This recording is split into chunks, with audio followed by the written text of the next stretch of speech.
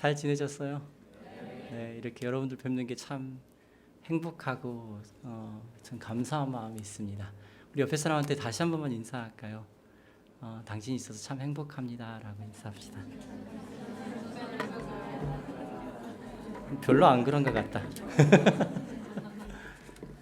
여러분 있어서 정말 행복합니다. 성경이 있습니다. 얼마 전에 구입을 했습니다. 목사가 무슨 얼마 전에 성경 구입한 게 얼마나 뭐 특별한 일이냐고 물어보실지 모르겠는데 한 곳에 신방을 갔다가 아주 급하게 움직이시는 분이셔가지고 길거리에서 그냥 신방을 해야 되는 상황이 벌어진 겁니다.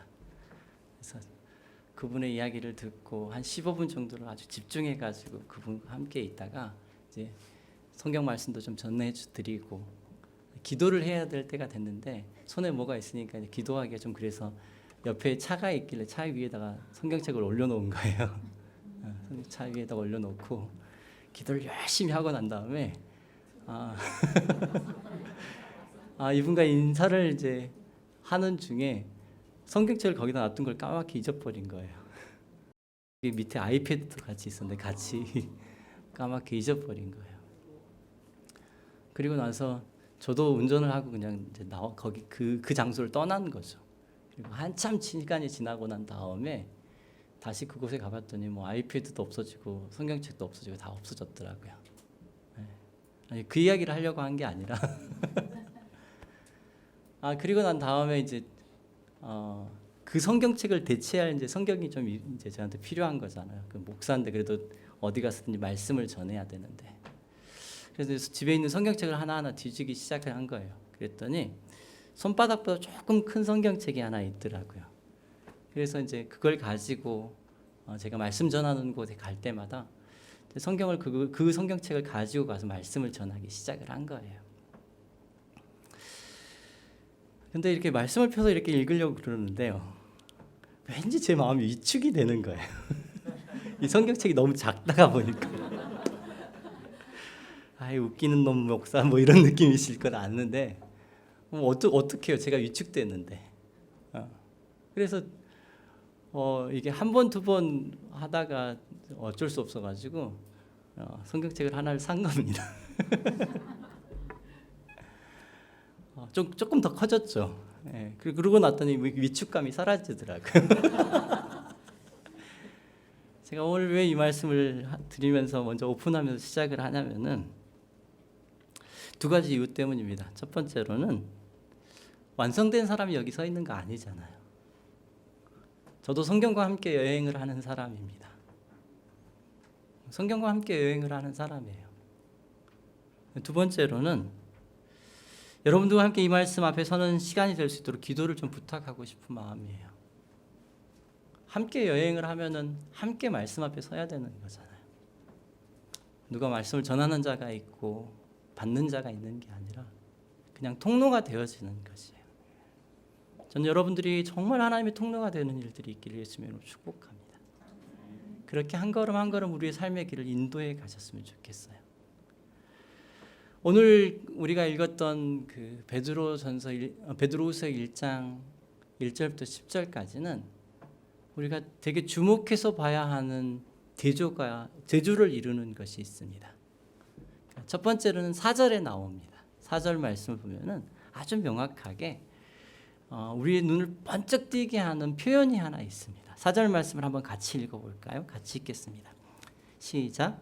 이로써 그 보배롭고 지극히 큰 약속을 우리에게 주사 이 약속으로 말미암아 너희가 정욕 때문에 세상에 썩어질 것을 피하여 신성한 성품에 참여하는 자가 되게 하려 하셨느니라. 어떤 표현이 여러분 눈에 확 들어오십니까? 신성한 성품에 참여하게 했다라는 겁니다. 근데 이 신성한 성품에 참여한다는 것을 잘 이해하게 하기 위해서 9절에 보니까 이것과 완전한 대비를 이루는 한 그 표현을 또 하나 쓰고 있는데 9절을 한번 보도록 하겠습니다. 같이 읽겠습니다. 시작.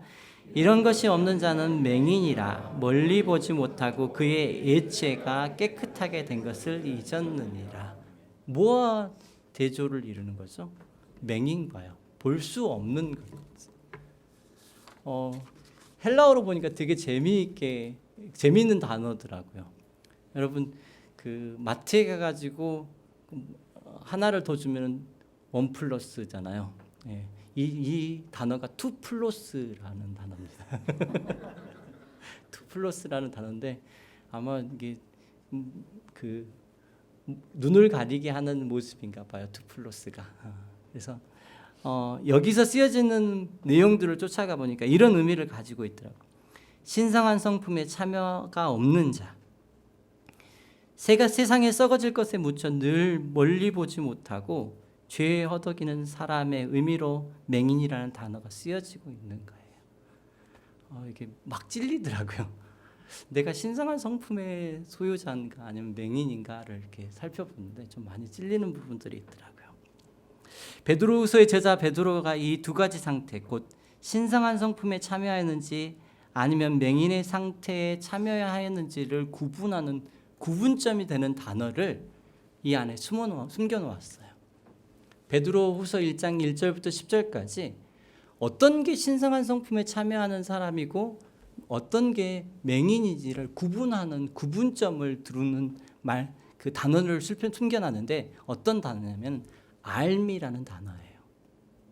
그리고 두 번째로는 더욱 힘써라는 단어예요. 오늘 최선을 다해서 제가 알미라는 단어와 더욱 힘써라는 단어를 좀 설명해 주려고 합니다. 그리고 그 일의 결과가 뭐냐면 실족하지 않는 겁니다.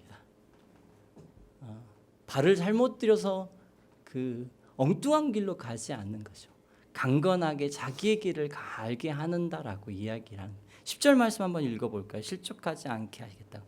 그러므로 형제들아 더욱 힘써 너희의 부르심과 택하심을 굳게 하라. 너희가 이것을 행한즉 언제든지 실족하지 아니하리라. 이 말이 되게 은혜가 되더라고요. 내 인생 가운데 실족하지 않는 일들이 좀 있었으면 좋겠다라는 생각이 들더라고요.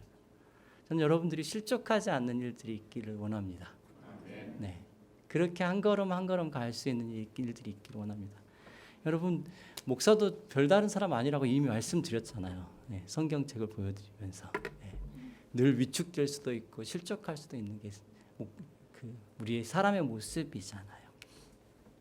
오늘 저희가 여러분들에게 정확하게 알미 무엇인지 더욱 힘써가 무엇인지에 대해서 여러분들과 함께 나누고자 합니다. 신성한 성품에 참여하는 사람이 꼭 필요한 단어가 바로 알미라는 단어입니다. 2절과 3절에 알미라는 단어가 나오는데 한번 같이 읽어보도록 하겠습니다. 같이 읽겠습니다. 시작. 하나님과 우리 주 예수를 알므로 은혜와 평강이 너에게 더욱 많을지어다. 하나님을 알면은 은혜와 평강이 더욱 많아질 거라고 하는 알을 이야기를 하고 있고 3절 말씀 한번 읽도록 하겠습니다. 시작. 그의 신기한 능력으로 생명과 경건에 속한 모든 것을 우리에게 주셨으니 이는 자기의 영광과 덕으로서 우리를 부르신 이를 알므로 말미암니라. 알미라는 단어를 보시잖아요. 누구를 아는 걸까요? 예수를 아는 거예요. 여러분 예수님 아세요? 근데 베드로는 무엇을 아는 것이 이렇게 확연한 차이를 드러내는 것일까를 말하고 있는 걸까요? 확실하잖아요. 신성한 성품에 참여하는 자, 맹인. 누구와 봐도 이건 확실한 부분들이잖아요. 근데 예수를 아는 것이 이 확실한 차이를 드러낸답니다. 여러분 베드로가 되게 엄청난 고백을 하고 있는 거거든요. 여러분들이 진짜 신성한 성품에 참여하고 하든지 아니면 맹인인 것을 아는 가장 명확한 방법이 뭐냐면 알미라고 이야기하는 것입니다. 그러면은 그 알미 드러날 때 어떤 일이 있는데요? 사람들은 우리가 어디에 연결되어 있는지를 알아요. 알미라고 하는 단어가 분명해지면은 우리가 어디에 연결되어지는지를 사람들이 분명히 알게 된대요. 저 사람이 연결되어 있는 것이 예수님인지 아니면 그 어떤 것인지를 사람들이 분명하게 아는 일들이 있다라고 이야기를 하는 것이에요. 여러분 베드로후서는 베드로가 쓴 마지막 서신입니다.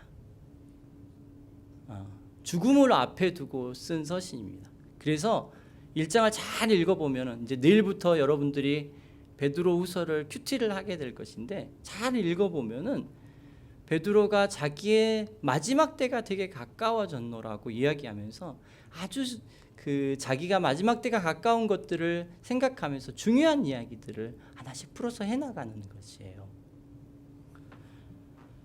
그런데 이제 베드로라고 하는 사람을 성경에서 전체를 보면은 여러분 성경이 그렇게 많이 베드로에 대해서 설명하고 있지 않습니다.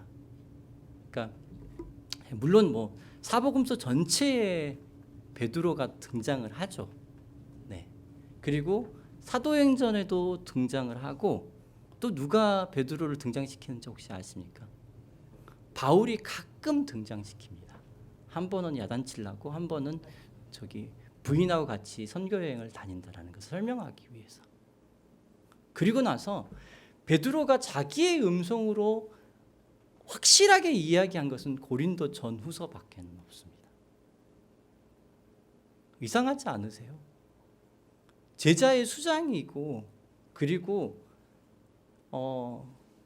제자들을 하면 대표하는 인물로서 우리가 알고 있는 거잖아요. 근데 바울의 서신과 비교하면은 이건 빈약하고 초라하기 짝이 없는 거예요. 이게 그렇게 그 위대한 사도인데 그 사도가 우리에게 남겨준 그 족적들이 이렇게 빈약한가에 대한 부분들을 좀 생각해 봐야 되지 않을까라는 생각이 듭니다. 무식한 어부였기 때문에 그랬을까요? 여러분 우리가 알고 있기에 베드로는 무식한 어부인 거잖아요. 맞죠? 그리고 또 어떤 걸 알고 계세요? 베드로 하면은 성격 급한. 성격 급해서 아마 가만히 책상에 못 앉아 있었나 보다.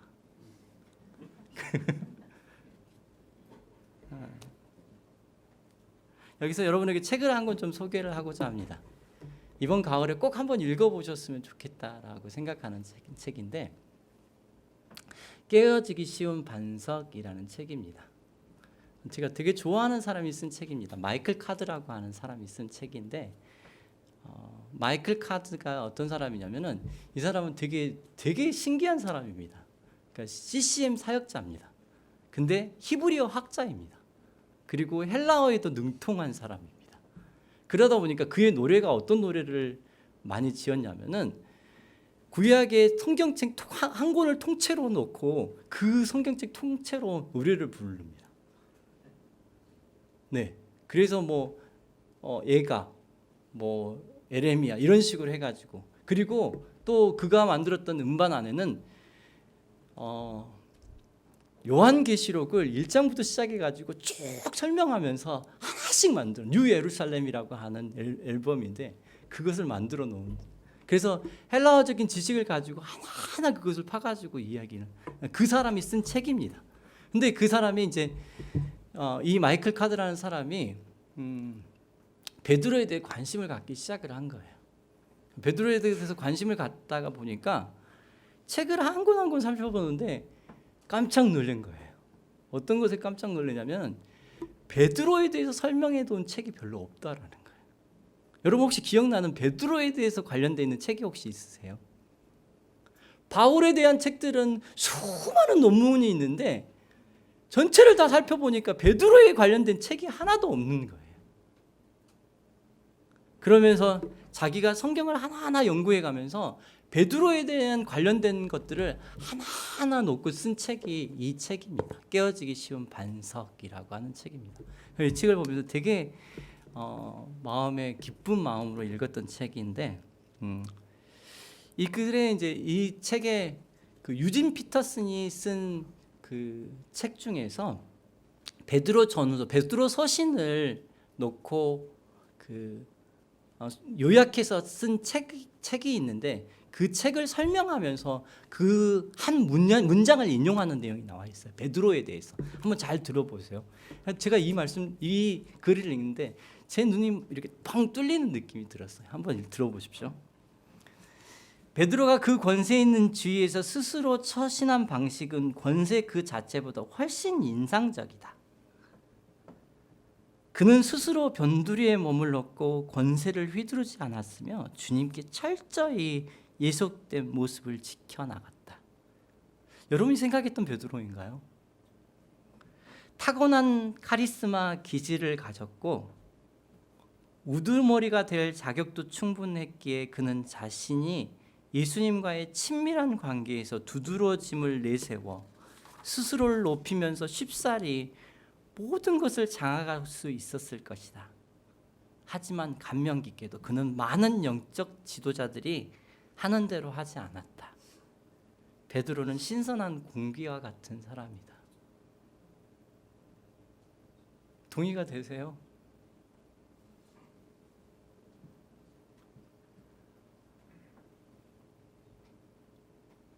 확실히 이야기한 것은 마이클 카드가 베드로를 놓고 이야기하면서 깨어짐에 대한 이야기를 하는 거예요. 바울과는 엄청 다른 사람인 것 같아요. 바울은 바늘을 가지고 몸을 찔러도 피 한 방울 안 나올 것 같은 사람이잖아요. 그런데 베드로를 하나하나 연구해 가면은 변화가 무엇인지를 아는 사람이라는 생각이 드는 거예요. 그리고 그의 진짜 소망은 무엇이냐면 그의 삶을 통해서 예수가 드러나는 것이었다.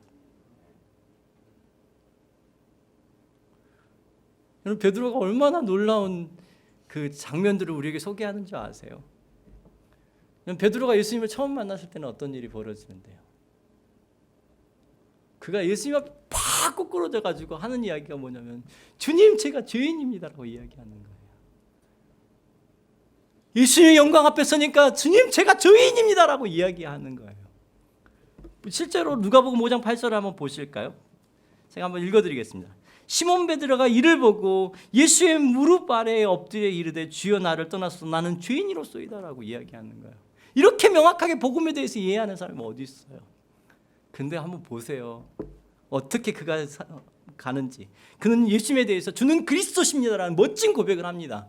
이제 이후로 그 고백 위에다가 내 교회를 세우겠다라고 이야기를 합니다. 그와 동시에 예수님한테 베드로가 들었던 이야기는 이놈의 사탄아라는 거였습니다. 아마 성경에서 예수님한테 사탄아라고 이름을 들었던 사람은 베드로밖에 없을 것 같아요. 엄청난 일 아닌가요? 마가복음 8장 31절부터 33절까지를 읽어드리겠습니다. 특별히 여러분 마가복음을 읽으면서는 여러분 주의해서 읽으셔야 합니다. 왜냐하면 마가복음은 베드로와 함께 다녔던 마가에 의해서 기록된 복음서입니다. 베드로의 기억이 아주 투명하게 기록되어 있는 겁니다. 베드로가 마가가 써내려가는 그 글을 보면서 어떤 감정을 가졌는가를 생각하면서 읽어볼 수 있다면 마가복음은 입체적으로 우리의 삶 가운데 다가옵니다. 자, 보십시오. 8장 31절부터 33절까지입니다. 인자가 많은 고난을 받고 장로들과 대제사장들과 서기관들에게 버림받아 죽음을 당하고 사흘 만에 살아나야 할 것을 비로소 그들에게 가르치시되 드러내놓고 이 말씀을 하시니 베드로가 예수를 붙들고 항변했답니다. 예수께서 돌이키사 제자들을 보시며 베드로를 꾸짖어 이르시되 사단아, 내 뒤로 물러가라. 내가 하나님의 일은 생각하지 아니하고 도리어 사람의 일을 생각하는도다 하시고. 완벽한 사람이라고요? 아니요, 그렇지 않습니다. 사람의 일을 생각하는 사람이래요. 사탄이래요. 아마 베드로가 살아가는 시간 동안에 계속 남았던 부분일 거예요. 그것뿐만 아니라 예수님의 십자가 앞에서는 변절자가 되어집니다. 그것을 기록할 때 그 기록 안에 베드로는 어떤 모습이었을까요? 아마 그대로 이야기했던 것들을 마가가 썼을 겁니다. 한번 들어보십시오. 마가복음 14장 70절부터 72절까지입니다. 성경은 되게 입체적으로 우리 인생 가운데 전달해 주는 책이에요. 자, 한번 읽어드리겠습니다. 또 부인하더라. 조금 후에 곁에 서 있는 사람들이 다시 베드로에게 말하되 너도 갈릴리 사람이니 참으로 그 도당이니라. 그러나 베드로가 저주하며 맹세하되 나는 너희가 말한 이 사람을 알지 못하노라니 닭이 곧 두 번 울더라. 이에 베드로가 예수께서 자기에게 하신 말씀 곧 닭이 두 번 울기 전에 내가 세 번 나를 부인하리라 하심이 기억되어 그 일을 생각하고 울었더라. 이 정도 하면 아웃 아닌가요? 이 정도면 아웃 아닌가요? 아니, 죄인이라고 고백했던 이놈의 새끼가 사단이라고 이야기를 듣지를 않나. 예수님을 그 현장에서 제일 명확하게 고백해야 되는 현장 아닌가요?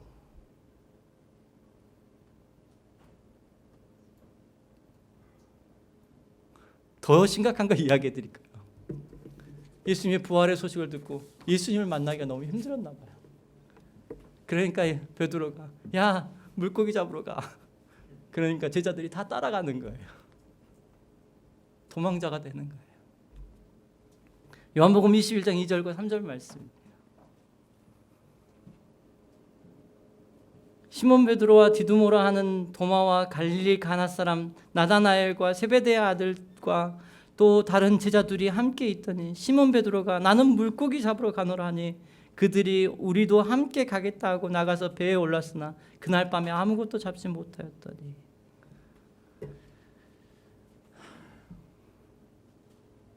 베드로가를 볼 때 너무 위로가 되는 거예요. 그리고 베드로 후서를 쓰고 있는 베드로가 너무 부러운 거예요. 나도 흔들릴 건데 흔들림 속에서 찾아와서 붙잡아 주시는 하나님이 계시지 않으면은 나는 nothing이야, 아무것도 아니야 라고 고백할 수 있는 것밖에 없는 거 아닌가. 베드로는 우리에게 너무 명확하게 이야기해줘요. 너 아무것도 아니야. 근데 하나님은 모든 것 되셔라고. 하나님 예수님께서 너를 반석으로 불렀으면은 깨어지더라도 너를 반석으로 사용하실 거야라고 하는 것들 보여주시는 것이에요. 예수님을 안다는 것이 그냥 있는 일이라고요.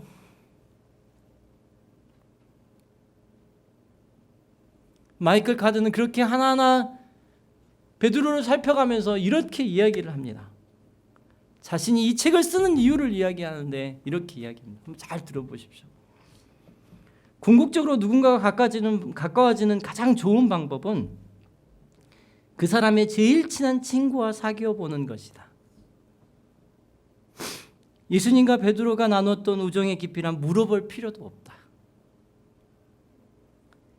이 작업을 통해 내가 가장 깊이 알기를 갈망하는 이는 예수님이다. 신기하지 않나요? 베드로를 보면 예수님이 보인대요. 또 한 번 이야기합니다. 앞으로 복음서와 사도행전 그리고 베드로의 열정적인 두 서신을 살펴보는 동안 내가 기도하는 바는 우리가 함께할 이 여정을 통해 신약 성경에서 가장 중요한 인물에 속하는 한 사람을 더 잘 이해하게 되는 것이다. 그러나 이는 베드로 한 사람을 이해하기 위함이 아니다. 그런 목적이라면 베드로 같은 인물에게는 성가신 일일 테니까 말이다. 베드로를 알아가는 가장 궁극적인 이유는 우리가 함께 예수를 더 깊이 알 수 있다는 것이다. 베드로의 이야기는 바로 예수님의 이야기이기 때문이다. 이 한마디가 엄청 크게 대화는 들리는 거예요. 베드로의 이야기는 예수님의 이야기래요. 이렇게 바뀔 수 없을까요? 생명날의 교회의 이야기는 예수님의 이야기라고.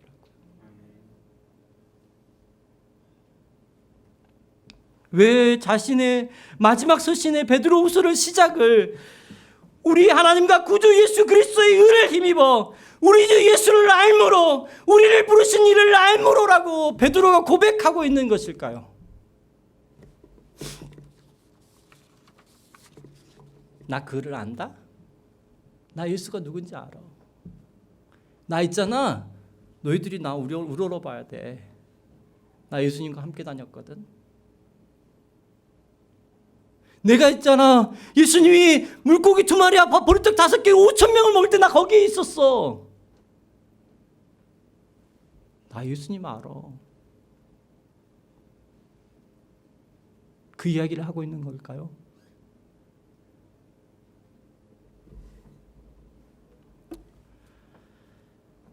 신성한 성품에 참여한다라는 헬라어 단어를 이렇게 쭉 살펴보니까 우리말 성경은 신성한 성품에 참여라고 되어 있잖아요. 근데 헬라어 원어에는 신성한 신성한 것에 참여한 성품이라고 기록되어 있습니다. 베드로가 이 컨셉을 어디서 갖고 왔을까요? 신성한 성품에서 참여. 그리고 그 신성한이라는 말의 그 헬라어로는 데이아스라고 합니다. 데오가 그 하나님을 하는 거예요. 하나님께 참여한 본질이라고 이야기하는 거예요.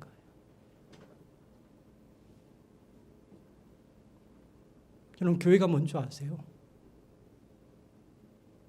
교회가 뭔지 아세요? 여러분 한 사람 한 사람을 성경이 부르는 것이 교회입니다. 그 교회가 뭔지 아시냐고요? 교회는 예수 그리스도를 머리로 해서 그와 함께하는 몸인 거예요. 신성한 성품에 참여한 사람들이요. 그것이 베드로가 이야기하는 것이라고요. 그것을 온전하게 알 수 있을 때 우리는 꾸미지 않는 삶이 되어지는 것이에요. 내가 그리스도인네라고 이야기하지 않는 것이라고요. 보지 못하는 맹인은 금방 드러납니다. 한국 교회가 100년이 되지 못해서 그 속껍질까지 완전히 드러난 이유가 무엇인가요? 맹인 되어버렸기 때문 아닌가요? 예수를 잘 알지 못하기 때문 아닌가요? 우리는 정말 예수를 알까요?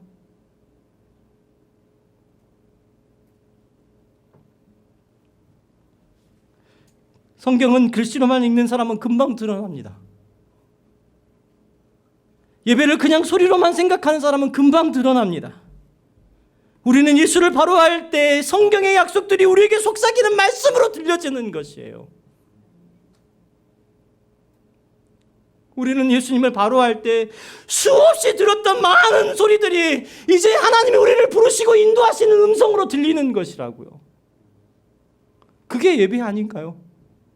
내가 예배하는 곳에 온 것이 아니라 하나님의 임재 아래 오는 것들을 경험하는 것이라고요. 나의 삶 전체가 하나님의 임재 가운데 있는 것들을 경험하는 것이라고요.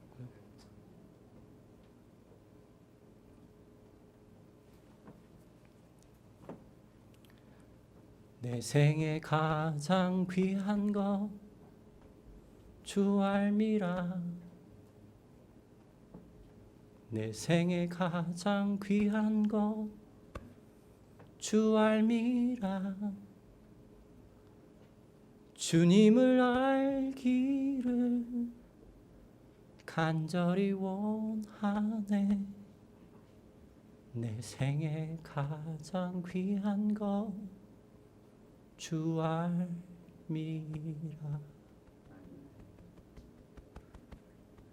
제게 소망이 있습니다. 제게 소망이 있습니다. 생명나라의 교회 성도들이 이 고백을 할 수 있으면 좋겠어요. 아니, 이미 하고 계신가 압니다. 아니, 주께서 우리의 삶을 인도하시는 그 순간마다 이 고백이 있었으면 좋겠다는 생각이 듭니다. 오늘 예배 가운데 우리를 부르셔서 하나님이 우리를 너무 명확하게 인도해 주셨으면 좋겠어요. 그 길로요.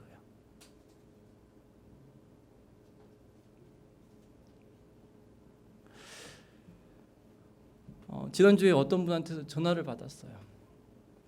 되게 힘들고 어려운 일들을 겪고 계셨나 봐요. 본인이 생각으로는 이것은 절대 해결이 안 될 거라고 생각하는 일들이었어요. 근데 전화를 하다가 이 목사의 그 귀를 번쩍 뜨이게 하는 이야기들을 가끔 하시는 분들을 이렇게 만나는데 뭐라고 이야기하냐면,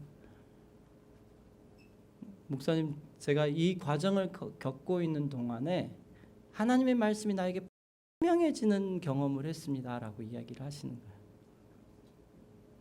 나 귀가 번쩍 뜨이더라고요. 그래서 어떤 말씀이냐고. 그래서 이제 뭐 이렇게 하나님이 그 귀에다 속삭이게 말을 했는지 했는지 궁금해서 여쭤봤더니 이분이 하시는 이야기가 히브리서 12장 5절부터 8절까지가 이해가 됐다는 거예요. 저한테도 되게 부담스러운 말씀이거든요. 사몬의 말씀을 인용해가지고 한 말씀인데 제가 한번 읽어드려 볼게요. 어떤 말씀인지요. 또 아들들에게 권하는 것 같이 너희에게 권면하신 말씀도 잊었도다. 일러스되 내 아들아, 주의 경계하심을 경히 여기지 말며 그에게 꾸지람을 받을 때 낙심하지 말라. 주께서 그 사랑하는 자를 징계하시고 그가 받아들이시는 아들마다 채찍질하심이라 하였으니 너희가 참음은 징계를 받기 위함이라. 하나님의 아들과 같이 너희를 대우하시나니 어찌 아버지가 징계하지 않는 아들이 있으리요. 징계는 다 받는 것이거늘 너희에게 없으면 사생하여 친아들이 아니니라 라고 이야기를 하는 겁니다. 이거 되게 부담되더라고요. 근데 이분이 그 다음 하신 말씀이 제 머릿속에 계속 맴도는 거예요. 뭐라고 이야기를 하시냐면, 내가 힘든 상황에서 누군가 이 말씀을 인용을 해가지고 나에게 말을 했으면은, 현재의 처지를 이해시키기 위해서 이 말씀을 나에게 사용했다면은 맞기는 맞아서 수긍은 할 것 같은데 되게 마음이 아팠을 것이라고 이야기를 하더라고요. 맞죠. 아들이니까 우리를 징계하신 하나님이 있는 거죠. 그리고 길을 인도하시는 하나님이 있는 거예요. 근데 그 다음 말이 뭐였냐면은, 하나님이 과정 속에서 명확하게 이 말씀을 저에게 가르치셨습니다. 내가 사생자가 아니래요. 징계가 내 안에 있더라도 사생자가 아니래요. 여러분 동일하게 경험하지 않으세요? 감당할 만한 시험밖에는 하나님 우리에게 주신 일이 없대요. 저희 목사들 신방 가면 되게 많이 하는 이야기거든요. 네, 솔직하게 앞에서 듣는 사람이 어떤 의미를 받아들일지는 잘 모르고 하는 이야기인 것 같아요. 아마 되게 마음이 아픈 분들이 많으셨을 것 같아요. 아 그래, 나 진짜 힘들고 어려운 상황들을 지나가는데 이 말씀 나에게 위로가 되긴 하는데, 그런데 하나님이 은밀한 곳에서 그 말씀을 가르치기 시작하면은 그 말씀은 단순히 글씨가 아니래요. 하나님의 음성이 되어진대요. 하나님께 우리의 삶 가운데 함께 계시는 말씀이 되어진대요.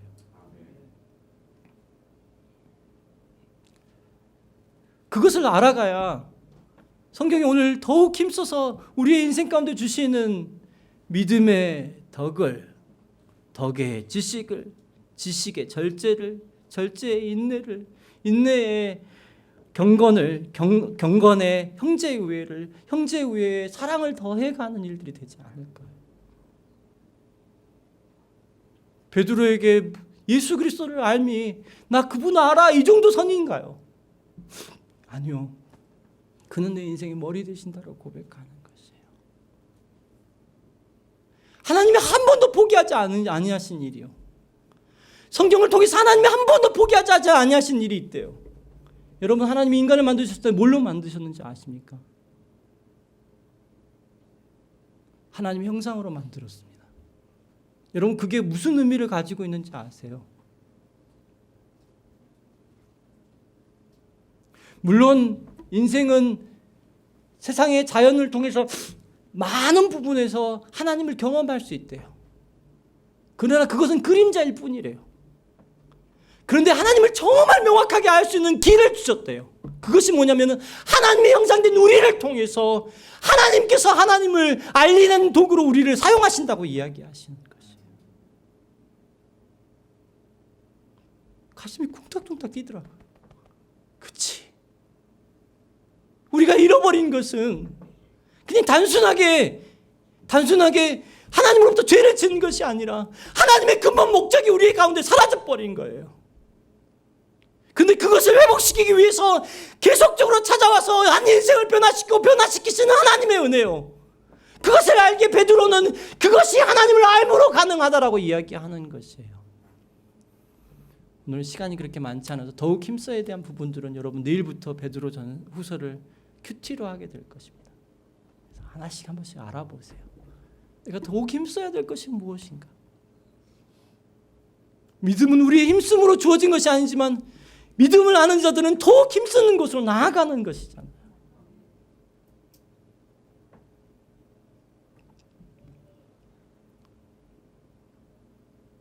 물론 바울과는 전혀 다른 모습입니다.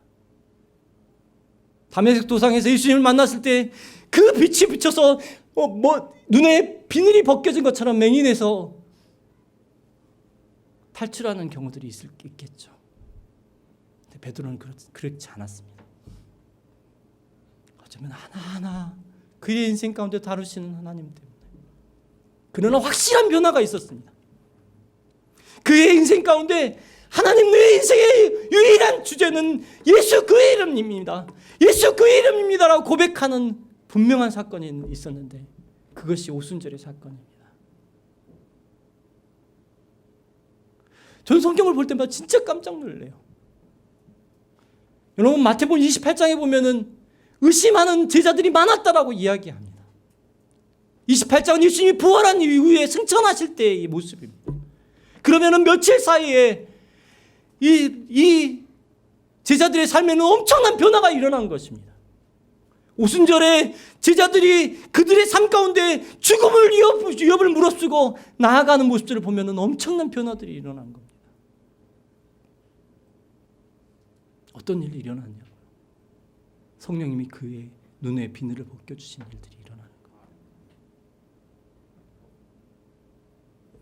거예요. 사도행전 2장 말씀 한번 같이 보실까요?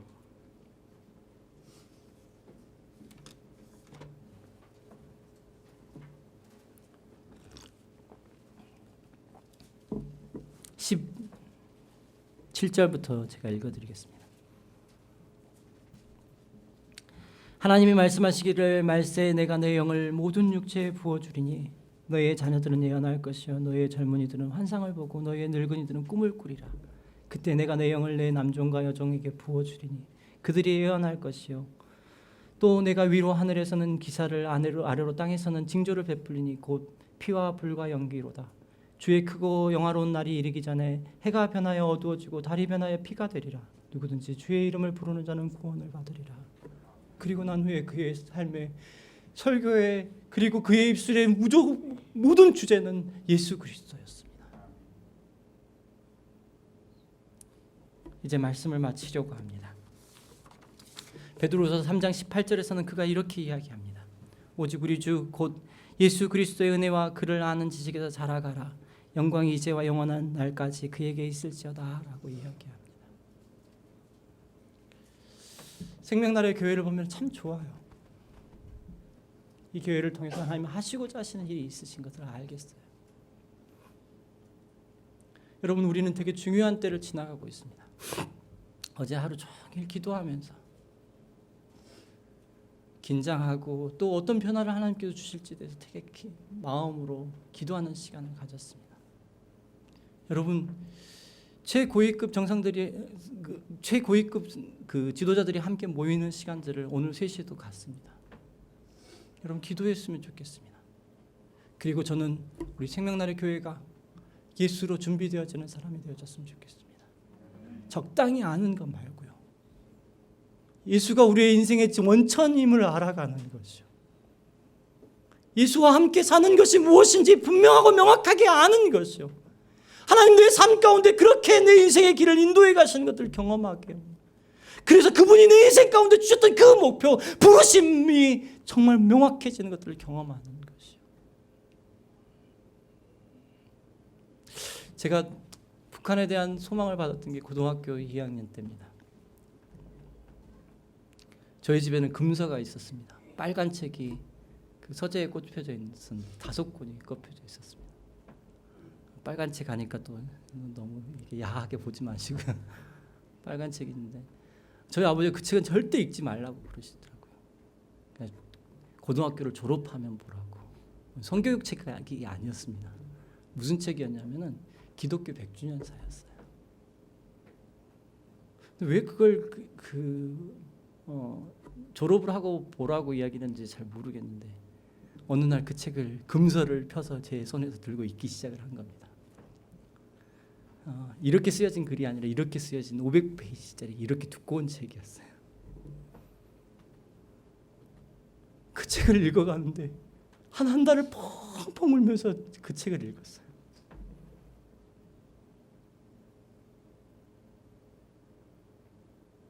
교회 역사를 하나하나 보면서 예수 그리스도는 살아계셔라고 고백했어요. 근데 제가 마지막으로 잊어버릴 수 없는 순간이 있었는데 그 순간이 언제였냐면은 책의 제일 마지막 부분이 언더우드 목사님의 설교로 되어 있습니다. 이 목사님 설교를 쭉 해나가시는데 설교와 상관없이 하나님께서 제 마음속에 환상을 주시는 것이에요. 그 환상이 뭐였냐면은 평양에서 제가 하나님을 예배하는 환상이었어요. 수많은 사람들이 모여가지고 그날이 곧 가까워질 것 같다는 생각이 들어요. 그것 때문에 아마 제가 결정을 하고 러시아로 선교를 간 것 같아요. 앞으로 공산주의가 무너질 건데 그 공산주의가 무너졌을 때 어떤 일이 일어나는지 좀 보고 싶어서 97년부터 99년까지를 갔다 왔으니까 러시아의 제일 중요한 시간을 다녀온 거예요. 한 10년이 된 무렵이요.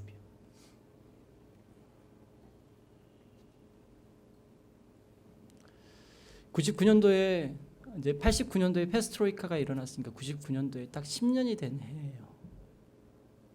10년이 되는 해인데 세계 여러 선교 단체들이 모여가지고 이제 그 이밸류에이션, 그러니까 평가회를 하는 일들이 있었어요.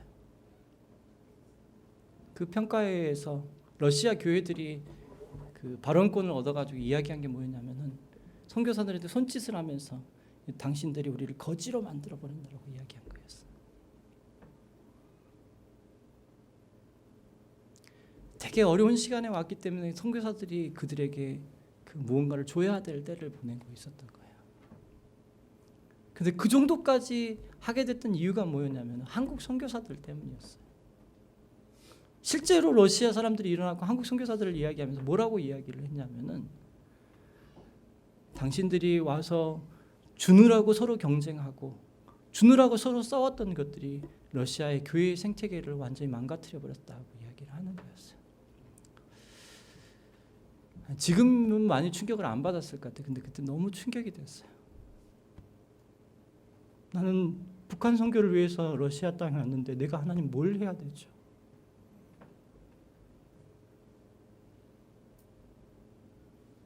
(3년을) 지나고 나면서 하나님, 내가 거기서 과연 할 일이 있을까요?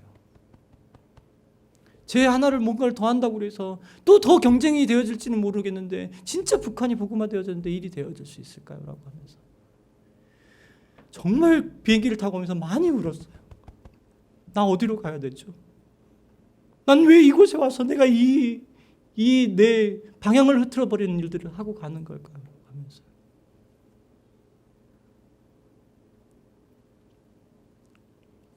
2011년이었어요. 이야기를 좀 짧게 줄여가지고 저희 가정이 스웨덴에 가 있었습니다. 뭐 별로 기대 없이 그냥 그곳에 가 있었죠. 그런데 거기서 NKSS라고 노스 코리아 스터디 세미나, 그러니까 북한을 위한 선교 세미나가 있었어요. 오대원 목사님이 하는 세미나였는데 그것이 이제 인터내셔널로 진행되어 이제 여러 나라에서 같이 모여서 진행되어지는 것이어서 그래 같이 모여 있는데 첫날이었어요. 오리엔테이션 시간에는 안 보였던 사람인데 저녁 시간이 되니까 도착한 한 부부가 있었어요. 형제가 이렇게 와서 이제 저랑 교제를 하는데 제가 러시아어를 하니까 되게 좋아하더라고요. 잘 못하는 러시아어지만 동양인이 러시아어를 하니까 되게 좋아하더라고요. 그리고 나서 그 형제가 지나가고 난 다음에 자매가 이렇게 그 형제 부인이 제 앞으로 이렇게 뚜벅뚜벅 걸어오는데 제 앞에 서더니 제 눈을 이렇게 뻔히 쳐다보는 거예요. 뭐라고 이야기를 하냐면 태양 누나 아니냐고 물어보더라고요. 그날 감전돼 죽는 줄 알았습니다. 너무 명확하게 제 이름을 부르는데 이 사람이 내 이름을 어떻게 알지? 제 머릿속에 데이터를 아무리 돌려봐도 라트비아에 아는 사람이 없는 거예요. 그래서 너 어떻게 나 아는데? 라고 물어봤는데 그분이 이야기를 하는 거예요. 자기가 라트비아 남자하고 결혼을 해서 라트비아에 살고 있대요. 그런데 자기는 원래 에스토니아 사람이래요. 그래서 너 에스토니아에 온 적이 없냐고 물어보더라고요. 제가 1998년에 러브 유럽 캠페인 기간 동안에 에스토니아를 간 적이 있었거든요. 그때 저희 리더들이 저한테 부탁을 한 게 뭐였냐면 북한을 위한 기도 모임을 1시간 반 동안 인도해 달라고 이야기를 한 거예요. 그 모임에 그 자매가 있었대요. 그러면서 이 자매가 하는 이야기가 뭐냐면은 김태양, 네가 그날 내 인생을 바꿨어.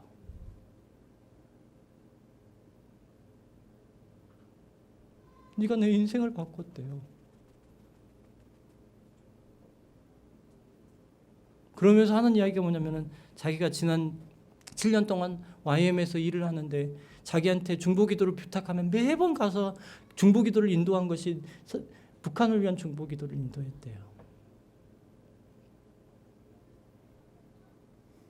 그리고 그때마다 태양이라는 친구가 나에게 이 꿈을 심어줬다고 이야기를 했대요. 그리고 나서 하는 얘기가 난 너 때문에 여기 왔는데 라고 이야기하더라고요. 되게 작은 목소리로 진행이 되는 건데 제 귀에다 대놓고는 큰 전동처럼 이야기하는 거예요. 하나님이요. 북한을 위한 꿈이 네 꿈이야. 내 꿈이 돼. 그 꿈은 내가 꾸는 꿈이야.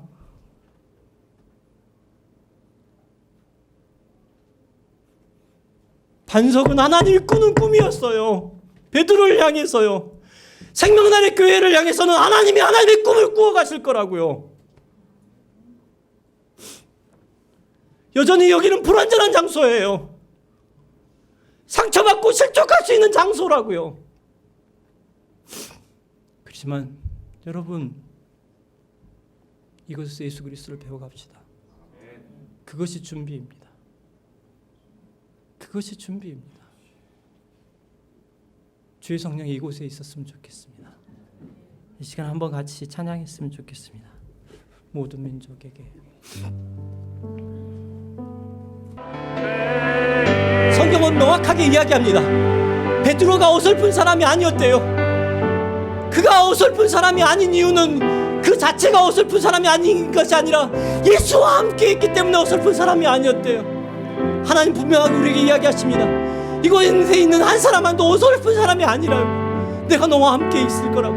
하나님 정말로 그의 음성이 말씀이 되어지고 주의 그냥 소리가 우리의 삶에 주어지는 음성이 되어지는 일들이 있게 해달라고 기도합시다. 하나님 우리 예배 가운데 하나님을 깊이 있게 경험하는 일들이 있게 해주십시오라고 이 시간 한 목소리 함께 같이 기도합시다. 기도하겠습니다. 오 하나님, 주님이 이곳에 계심을 인하여 감사합니다. 하나님 이 시간에 우리의 삶 가운데 함께 계시는 하나님, 주의 그 거룩하심 앞에 우리를 세우신 것을 인하여 감사합니다. 허접한 사람들입니다. 베드로처럼 하나님 아버지 실수가 많은 사람들입니다. 늘 넘어지고 실족하는 사람들입니다. 그런데 하나님 아버지 예수를 알므로 예수를 아는 것으로 우리를 깊이 불러주신 것 인하여 감사합니다. 신성한 성품이 있는 그곳으로 우리를 불러주신 것 인하여 감사합니다. 우리가 맹인이 아닌 것에 인해서 감사합니다. 하나님 그렇게 한 걸음 한 걸음 주님이 바라시는 것들을 향해 나아갈 때마다 주께서 일하시는 것들을 경험할 수 있도록 도와주옵소서. 하나님을 의지하고 하나님 바라보는 일들이 우리 가운데 있을 수 있도록 아버지 함께하여 주옵소서. 주님이 하나님 아버지 기뻐하시는 일 가운데 우리 영혼이 서게 하여 주시고 주님이 바라시는 일 안에 우리가 하나님 아버지 함께 설 수 있도록 주님 도와주옵소서.